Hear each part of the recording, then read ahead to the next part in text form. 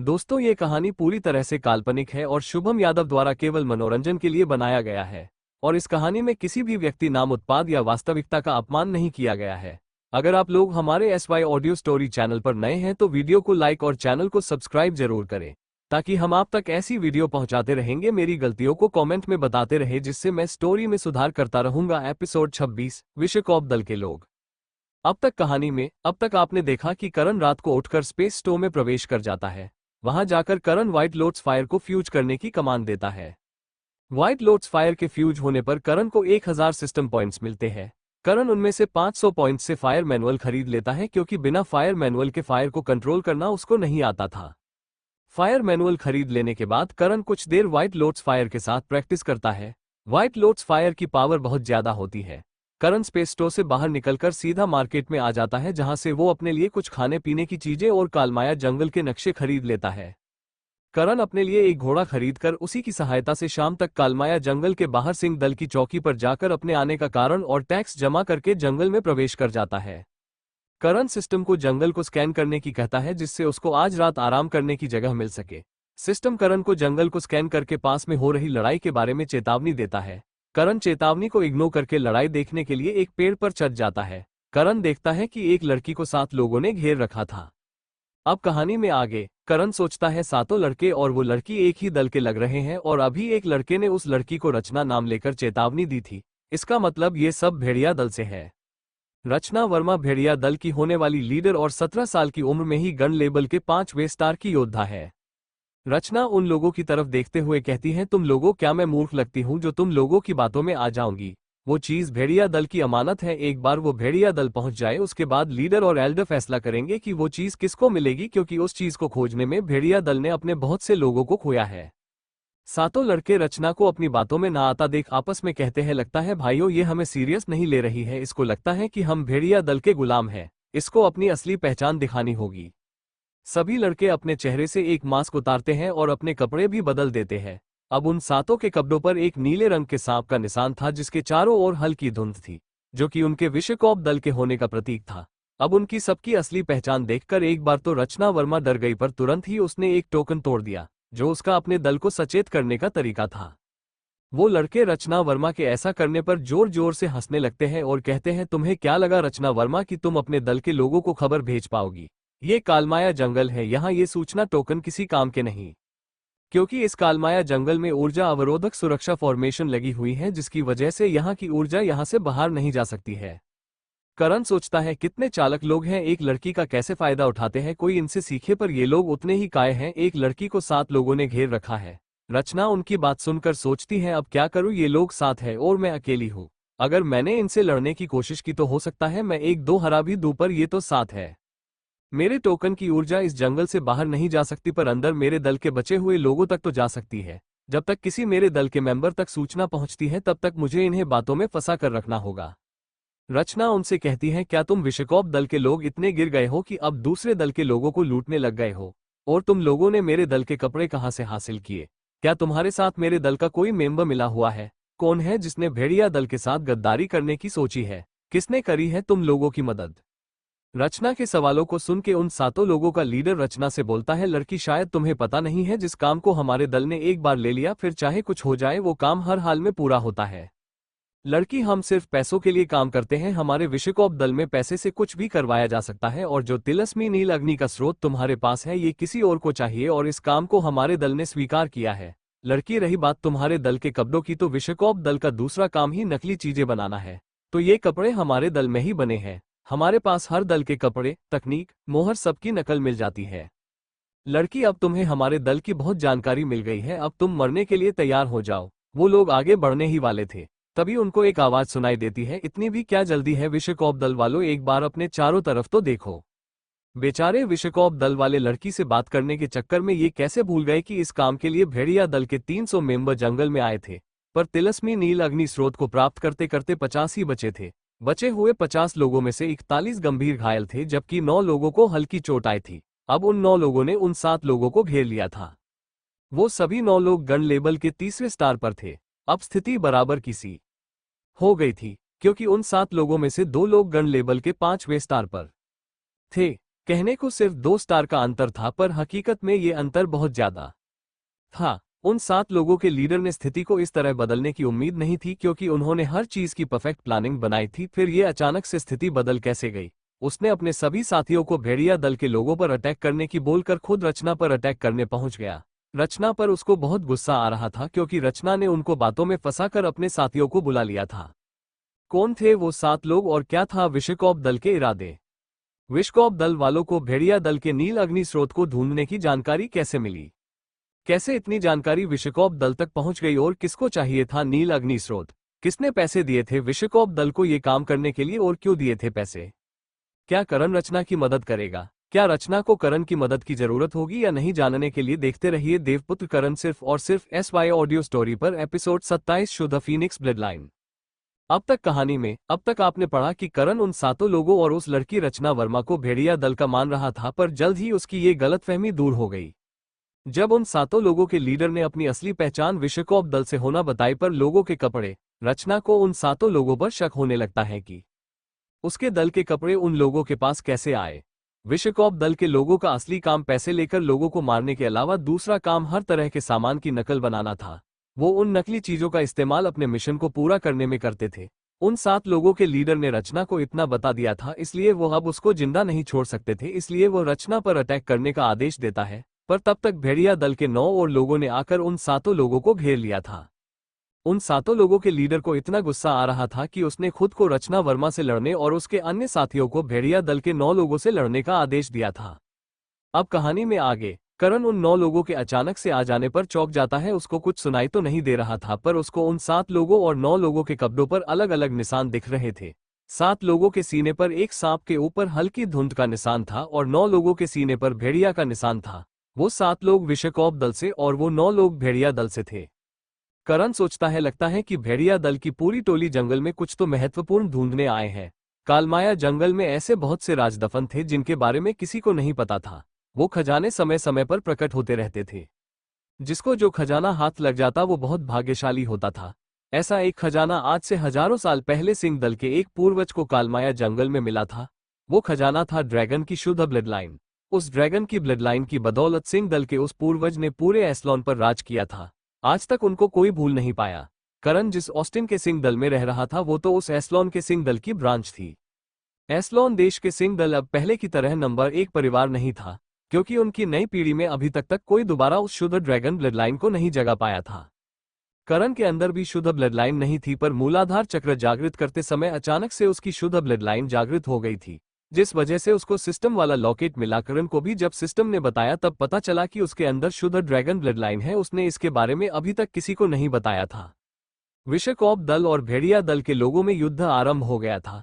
करण उन सबको स्कैन करके उनके लेवल का पता लगा रहा था। उसको रचना के अलावा किसी में कुछ भी अलग नहीं मिला था। रचना के शरीर में उसको फीनिक्स की ब्लडलाइन के अंश मिले थे। शायद रचना अभी तक अपनी शुद्ध ब्लडलाइन को जागृत नहीं कर पाई थी, या हो सकता है कि उसको पता ही नहीं हो, क्योंकि ब्लडलाइन वाले और विशेष शरीर वाले लोगों का मिलना बहुत दुर्लभ था। विशेष बॉडी टाइप के लोग और शुद्ध ब्लडलाइन वाले लोगों का मिलना समुद्र में सुई ढूंढने के बराबर था। इसलिए शायद ही कोई आज इनकी जानकारी रखते हो। 500 साल पहले तक इनकी जानकारी आसानी से मिल जाती थी, पर अब शायद ही किसी के पास इनकी जानकारी हो। रचना की फीनिक्स की ब्लडलाइन देखकर करण उसको पूरी तरह से स्कैन करने का सिस्टम को कमांड देता है। पता नहीं क्यों, पर अब करण को रचना से अपनेपन वाली वाइब्स आ रही थी। करण को रचना कुछ जानी पहचानी सी लग रही थी। उसको उन दोनों का दिल का रिश्ता, या कहे जन्मों जन्म का रिश्ता सा लग रहा था। उसके दिल में रचना के लिए अलग ही दुनिया सी बन गई थी। इसीलिए अब करण ने सोच लिया था, यदि उसकी मदद की जरूरत हुई तो वो बिना सोचे मदद करेगा। इधर भेड़िया दल के लोग तो पहले से ही घायल थे, पर फिर भी वो लोग विश्वकॉप दल वालों को कड़ी टक्कर दे रहे थे। हालांकि उनके लेवल बराबर थे, पर विश्वकॉप दल में 2 गन लेवल के 5वें स्टार पर थे, जिनमें से एक रचना से लड़ रहा था और एक उन 9 लोगों से लड़ रहा था। उन 9 लोगों ने उन सभी 6 लोगों को बुरी तरह से घायल कर दिया था, पर हालत उन 9 लोगों की भी खराब थी। उनकी एनर्जी खत्म हो गई थी। अब रचना भी थकने लगी थी, पर उसने भी उस लीडर को ढंग से घायल कर दिया था। रचना भी घायल थी, पर उसने उस लीडर को ज्यादा घायल कर दिया था। उस लीडर ने अब अपना अंतिम वार करने के लिए अपनी पूरी ऊर्जा को एकत्रित कर लिया था और रचना का ध्यान भटकाने के लिए उसको चेतावनी देने की सोचता है। देखो लड़की, जिस तरह तुम्हारे लोग इस जंगल में आए हुए हैं, उसी प्रकार मेरे दल के लोग भी जंगल में उसी नील अग्नि स्रोत को ढूंढने आए हुए हैं। मैंने उनको संदेश भेज दिया तो तुमको कोई नहीं बचा सकता है, इसलिए मुझे मारने की तो सोचना भी मत, वरना मेरे मरते ही उनको पता चल जाएगा और वो लोग कुछ ही देर में यहाँ पहुंच जाएंगे। रचना उस लीडर की बात सुन सोचने लगती कि इसको मारा जाए या नहीं, क्योंकि मैंने इसको नहीं मारा तो ये मुझे घायल कर मेरे साथ कुछ भी कर सकता है, और यदि इसको मार दिया तो इसके दल के लोग यहाँ पर आ जाएंगे। इसको मारने में ही फायदा है, उन लोगों के आने तक मुझे छुपने का या भागने का समय तो मिल ही जाएगा। वैसे भी ये कौन सा मेरे साथ सही करने वाला है। लीडर रचना के सोच में होने का फायदा उठाकर उस पर अटैक कर देता है, पर जैसे ही अटैक रचना के पास पहुंचता है रचना को पता चल जाता है। रचना को जब तक उस अटैक का पता चला था तब तक बहुत देर हो गई थी, ना तो रचना अटैक कर सकती थी ना बचाव कर सकती थी, क्योंकि अटैक करने में ऊर्जा को वापस से संचित करना होगा, बचाव करने में उसको सारी ऊर्जा को कवच के रूप में परिवर्तित करना होगा। रचना के पास दोनों चीजों के लिए समय नहीं था, तो उसने अटैक को अपने शरीर पर लेने का फैसला किया था। क्या हकीकत में विश्वकोप दल के और लोग भी इस जंगल में आ गए थे या नहीं? ऐसा क्या था उस नील अग्नि स्रोत में जो विश्वकोप दल वाले भेड़िया दल की होने वाली लीडर पर तक हमला करने आ गया? क्या वो लीडर रचना को सच में मार देगा या रचना उस लीडर को मार देगी? क्यों करण के दिल में रचना के लिए फीलिंग आई थी? क्या रिश्ता था उन दोनों का? क्या आएगा सिस्टम के फुल स्कैन में जानने के लिए देखते रहिए देवपुत्र करण, सिर्फ और सिर्फ SY ऑडियो स्टोरी पर। 287 लोगों को खत्म करना। अब तक कहानी में अब तक आपने पढ़ा कि करण उन विश्वकोप दल के 7 लोगों और 9 भेड़िया दल के लोगों को देख ये तो समझ गया था कि ये लोग कुछ महत्वपूर्ण ढूंढने आए हैं, पर क्या ये नहीं पता चला था कालमाया जंगल में ऐसे बहुत से खजाने दफन थे जो समय समय पर प्रकट होते रहते थे, पर मिलते भाग्यशाली को थे। सिंह दल के पूर्वज को भी जंगल से ड्रैगन ब्लडलाइन मिली थी। करण सभी की बॉडी स्कैन करता है उनके लेवल जानने के लिए, पर उसको रचना के अलावा किसी में से कुछ खास नहीं मिला था। रचना वर्मा के अंदर उसको फीनिक्स ब्लडलाइन के अंश मिले थे। करण को रचना से अलग ही लगाव सा हो गया था, इसलिए उसने सोच लिया था यदि उसकी मदद की जरूरत होगी तो वो बिना सोचे मदद करेगा, चाहे फिर कुछ भी हो। करण देखता है उन 7 में 6 लोग घायल हो गए थे और आखिरी लीडर रचना को बातों में फंसाकर उस पर अटैक कर देता है। अब रचना के पास इतना समय नहीं था कि वो अपना अटैक कर सके या अपना बचाव कर सके, इसलिए वो उस अटैक को अपने शरीर पर लेती है। अब कहानी में आगे उस लीडर का अटैक रचना की तरफ बढ़ रहा था, पर अब रचना अपने बचाव के लिए आधा कवच तैयार कर चुकी थी, पर अटैक उसके कवच तैयार करने से पहले ही उससे टकरा जाता है। रचना उड़ते हुए कई कदम दूर जाकर गिरती है और खून की उल्टी करने लगती है। वहीं दूसरी तरफ वो लीडर भी खून की उल्टी करने लगता है, उसके पास भी अब बिल्कुल शक्ति नहीं बची थी। रचना के कपड़े जगह जगह से फट गए थे, शरीर पर जगह जगह घाव हो गए थे। अगर एक और अटैक उस पर हुआ तो वो मर भी सकती थी। करण से रहा नहीं जा रहा था, पर फिर भी उसने थोड़ी देर इंतजार करना ही सही समझा, क्या पता कोई और आ जाए और उसके लिए परेशानी हो जाए। करण का लेवल अभी गन लेवल पर भी नहीं पहुंचा था, वो उनमें से किसी का भी मुकाबला नहीं कर सकता था, पर फिलहाल तो दोनों पक्षों के योद्धाओं में इतनी भी शक्ति नहीं बची थी कि अपने पैरों पर खड़े हो सके। थोड़ी देर इंतजार करने पर भी जब कोई नहीं आया तो करण जल्दी से पेड़ से उतरकर अपनी फेदर लाइटनिंग तकनीक का इस्तेमाल करके उन लोगों के पास पहुंच गया। करण जाकर एक एक योद्धा को हिलाकर चेक करता है, पर कोई भी बोलने तक की स्थिति में नहीं थे। करण देखता उन 7 का लीडर अभी भी खड़े होने की कोशिश कर रहा था। उस लीडर को करण के आने का अंदाजा नहीं था, वो सोच रहा था कोई और आए उससे पहले रचना से नील अग्नि स्रोत को हासिल कर लिया जाए और इस लड़की और इसके साथियों को खत्म करके सारे सबूत मिटा दिए जाए। करण उस लीडर की हरकत देखकर मुस्कुरा देता है और भूत की तरह उसके सामने प्रकट हो जाता है। करण ने नीचे उतरकर सबसे पहले अपना भेष बदला था ताकि आगे भविष्य में उसको दिक्कत ना हो। वो लीडर तो करण को इस तरह से उसके सामने आने से नीचे गिर जाता है और खुद को चोटिल कर बैठता है। करण उसको देखकर मुस्कुरा देता है। वो लीडर करण को देखकर गुस्सा हो जाता है। करण के सीने पर किसी भी तरह का चिन्ह न देखकर उसको समझ नहीं आता कि करण किस दल से है, इसलिए वो गुस्से से करण से पूछता है, कौन है तू लड़के और तेरी हिम्मत कैसे हुई विश्वकोप दल के मामले में टांग अड़ाने की? करण उस लीडर को देखकर सिर्फ मुस्कुरा रहा था। उस लीडर का तो गुस्से में खून खोल रहा था, पर अब उसके अंदर शक्ति नहीं थी कि वो करण पर अटैक कर सके, इसलिए उसने दल की धमकी दी थी। करण सोचता है इस पर थोड़ी देर प्रैक्टिस की जाए या इसको खत्म कर दिया जाए। करण की आंखों में बढ़ते कत्ल के भाव को देख वो लीडर डर जाता है और समझ जाता है कि करण अब उसको खत्म करने की सोच रहा है। लीडर एक बार और करण को धमकी देता है, देखो लड़के तुम जानते नहीं हो मेरे खत्म होते ही मेरे दल को पता चल जाएगा और थोड़ी देर में वो लोग यहाँ पहुंच जाएंगे, फिर तुम्हें कोई नहीं बचा सकता है। लीडर की हालत करण को देखकर ही खराब हो रही थी, क्योंकि वो करण का कल्टीवेशन लेवल चेक नहीं कर पा रहा था। लीडर सोचता है इसके 2 कारण हो सकते हैं, या तो इसका लेवल मुझसे ज्यादा है, या इसने अभी कल्टीवेशन शुरू नहीं किया है, या इसने अपना लेवल किसी तकनीक की सहायता से छुपा रखा था। करण पर उस लीडर की एक भी धमकी का असर नहीं हो रहा था, क्योंकि करण को पता था ये फिलहाल तो खड़ा भी नहीं हो सकता है और रात होने वाली है। अगर मैंने इनको सातों लोगों को मारकर छोड़ दिया तो कोई ना कोई जानवर इनको अपना शिकार बना लेगा। करण जल्दी से अपनी लेवल 3 की तलवार को निकलता है जिसको उसने प्रैक्टिस के लिए खरीदा था। करण उस लीडर को छोड़कर उन 6 लोगों के पास जाकर उन सबकी उंगलियों से स्टोरेज रिंग निकाल लेता है। करण उन 6 लोगों को लुटकर उनको अधमरा कर देता है, जिससे अब उनकी मौत निश्चित थी। या तो रात में जानवर उनको को खा जाते या उनकी मौत खून ज्यादा बहने से हो जाती। करण बचे लोगों में से भेड़िया दल के 9 लोगों को रिकवरी पिल दे देता है और उनको पिल को पचाने के लिए बोलता है। अब बचे हुए थे रचना और वो लीडर। करण धीरे धीरे लीडर के पास वापस जाकर उसको भी इसी तरह से घायल कर देता है। करण ने उसकी भी स्टोरेज रिंग निकाल ली थी और उसको अधमरा कर दिया था। अब करण रचना के पास पहुंचता है तो देखता है कि अगर थोड़ी देर और करता तो रचना का मरना तय था। उसकी सारी एनर्जी खत्म हो गई थी और वो बेहोश हो गई थी। अगर करण उसकी मदद नहीं करेगा तो शायद ही वो बचे, और यदि बच भी गई तो रचना कभी भी कल्टीवेशन नहीं कर पाएगी। करण रचना के लिए पहले तो कुछ कपड़े निकालकर उसके शरीर को ढक देता है, फिर उसको कुछ खून रोकने वाली पिल और कुछ घाव भरने वाली पिल देता है जिससे थोड़ी देर उसकी स्थिति ठीक बनी रहे। करण को कुछ समय चाहिए था ताकि वो रचना का इलाज कर सके, इसलिए उसने उन 9 लोगों को ऊंचे पेड़ों पर सुला दिया और उनको भी दोनों पिल दे दी। करण रचना को लेकर खुद एक ऊंचे से पेड़ पर आ गया था और वहां से उसको लेकर स्पेस स्टो में आ गया था। सिस्टम ने भी करण को रचना की फुल स्कैनिंग रिपोर्ट सौंप दी थी। करण रचना को महल के एक रूम में लिटाकर वहां से वापस जंगल में लौट आया था, क्योंकि उसको सिस्टम ने मिशन दिया था। मिशन 7 बुरे लोगों को खत्म करे। मिशन लेवल लेवल अपने से ऊंचे स्तर के योद्धा को मारना।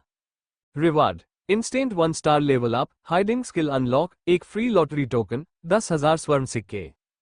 करण जल्दी से उन लोगों के पास जाता है और अपनी फ्लेम से उस लीडर और उन 6 लोगों को जला देता है। अब वहां केवल उनकी राख बची थी। करण के दिमाग में सिस्टम के नोटिफिकेशन की बीप बजने लगती है। मुबारक हो होस्ट, आपको गन लेवल के योद्धा को पहली बार मारने पर 5000 सिस्टम पॉइंट्स और 5000 एक्सपी पॉइंट्स मिले हैं। आपको विश्वकॉप दल की विशिष्ट तकनीक आभा खत्म तकनीक मिली है। मुबारक हो होस्ट, दोबारा गन लेवल के योद्धा को मारने पर आपको 1000 सिस्टम पॉइंट्स और 1000 एक्सपी पॉइंट्स मिले हैं। मुबारक हो होस्ट, आपको गन लेवल के योद्धा को मारने पर 1000 सिस्टम पॉइंट्स और 1000 एक्सपी पॉइंट्स मिले हैं। इसी तरह 4 बार और नोटिफिकेशन बीप करता है। अब करण के पास कुल 11900 सिस्टम पॉइंट्स और 12400 एक्सपी पॉइंट्स हो गए थे। मुबारक हो होस्ट, आपने मिशन सफलतापूर्वक पूरा कर लिया है। आपको 10,000 स्वर्ण सिक्के मिले हैं। आपकी हाइडिंग स्किल अनलॉक हो गई है। आपका 1 स्टार बढ़ा दिया गया है। अब आप महर्षि लेवल के 5वें स्टार पर पहुंच गए हो। आपको एक फ्री लॉटरी टोकन मिला है। करण सोचता है काफी कुछ मिल गया, अब मैं अपनी सभी स्किल्स की बुक्स खरीद सकता हूं, इतने सिस्टम पॉइंट्स तो मुझे मिल ही गए हैं। करण तुरंत विश्वकॉप दल की विशेष तकनीक आभा खत्म तकनीक को फ्यूज करने की सिस्टम को कमांड देता है। क्या होगा जब विश्वकॉप दल के लोगों को उनके साथियों के मरने के बारे में पता चलेगा? क्या विश्वकॉप दल के लोगों को करण का पता लग जाएगा कि नहीं? क्या करण रचना को बचा पाएगा या नहीं? क्या फायदा है विश्वकॉप दल की विशेष तकनीक आभा खत्म तकनीक का? सभी सवालों के जवाब जानने के लिए देखते रहिए देवपुत्र करण सिर्फ और सिर्फ SY ऑडियो स्टोरी पर। आगे क्या क्या परिवर्तन होगा आगे कहानी में, जानने के लिए बने रहिए शुभम यादव द्वारा सिर्फ हमारे SY audio story YouTube channel पर। धन्यवाद।